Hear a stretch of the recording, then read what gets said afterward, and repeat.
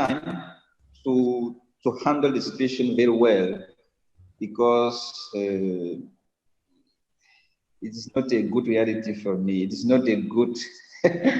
I don't believe that. I don't believe it. We manage it as well as we can manage a true class, a physical class. So right. I still believe we will turn back to the last one. Right. So sometimes, yeah, Yes, because that is. you cannot have the perception of the students I'm that, very yes, yeah, is that. especially with a young student. I'm Right. very frustrated with to see this situation like this.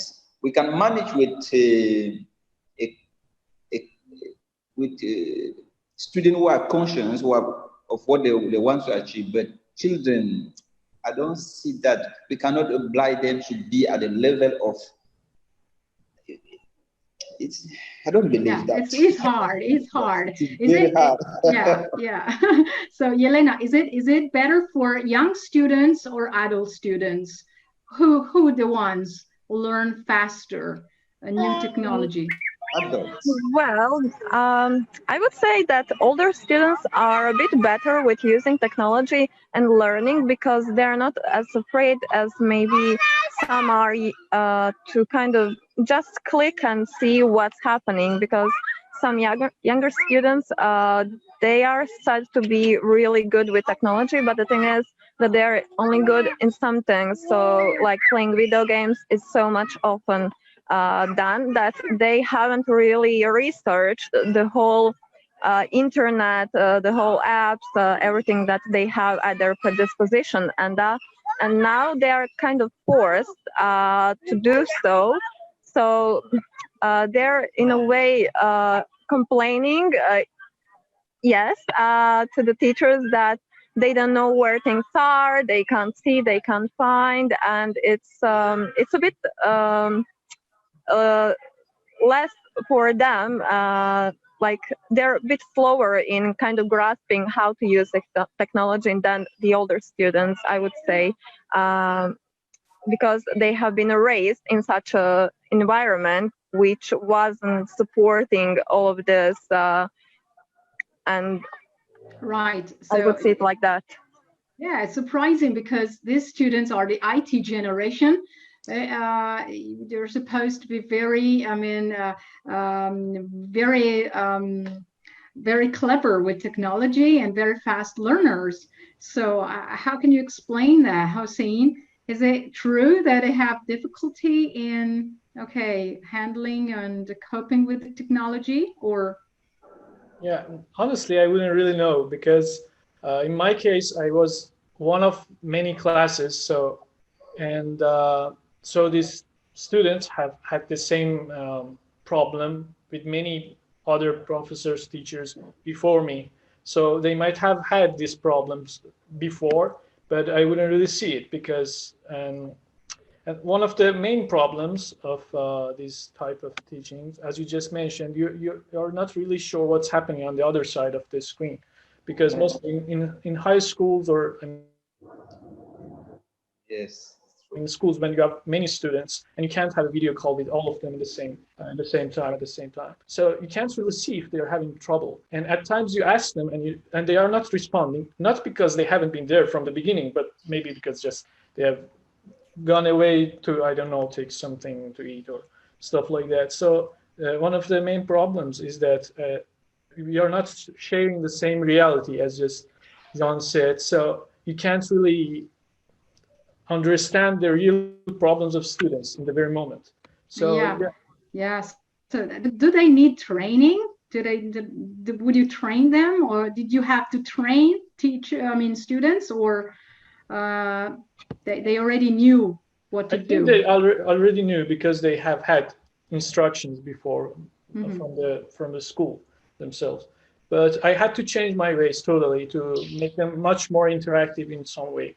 And even I have to deviate from my English teaching, so I had to put some like drawing stuff, something to make it more engaging, more fun, more interactive, to make sure that in the time that they haven't been present, I mean by their voice or their video, they have been doing something related to the class, even if it wasn't something strictly English. So to share a presence, I would like to say, yeah. Right, presence, that's the main thing. Okay, the presence, they have to feel and to understand that they're present. Yeah. Right, but how can you, Jean-Pierre, what's your opinion about, I mean, traditional school? If the school is okay in presence, okay, is in the classroom, isn't it too old? That system is a system, okay, traditional system of 100 years ago. Should we continue with this online teaching also after pandemic? Jean-Pierre, what do you think about that? Thank you for this question. As I said before, I am totally convinced that we cannot replace the physical classroom. We can't. First of all,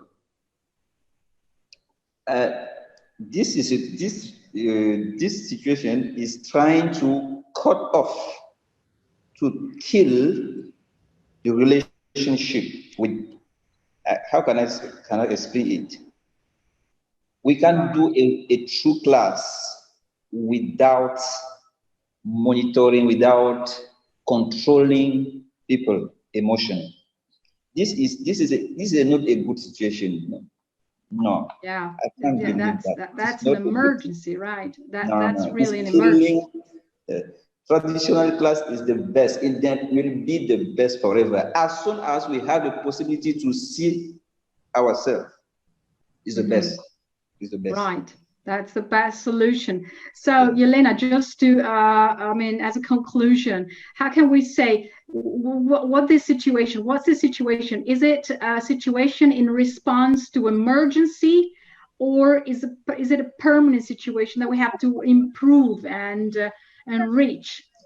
Well, I think this specific situation is due to this emergency. However, everyone can learn from it and definitely use it and include some of its good parts during real-time learning in the classroom, in the school building. And they can maybe give homework via technology and send homework using technology. So that's just one example that can be done. But I think it's a positive thing that this has happened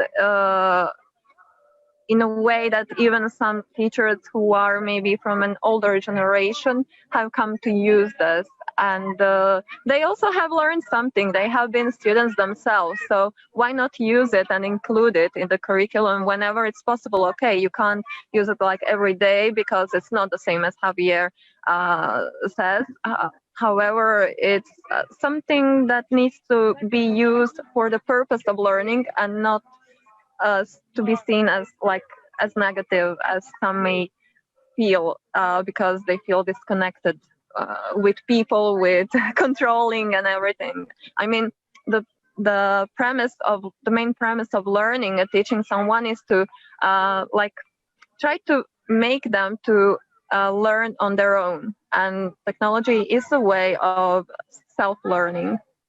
Right. So use it. Yeah, so we have to use it. So that's definitely something that's not going to disappear. So we have to adapt a little bit. But as Jean-Pierre said, nothing can replace a real lesson with real people in front of you. Somehow we'll have to adapt and try to survive. Okay, so thank you so much to you all. Thank you, Yelena. Thank you, Hossein. Thank you, Jean-Pierre. And from Liliana, goodbye and see you next Friday. Okay, thank you all. Bye-bye. See you. Bye.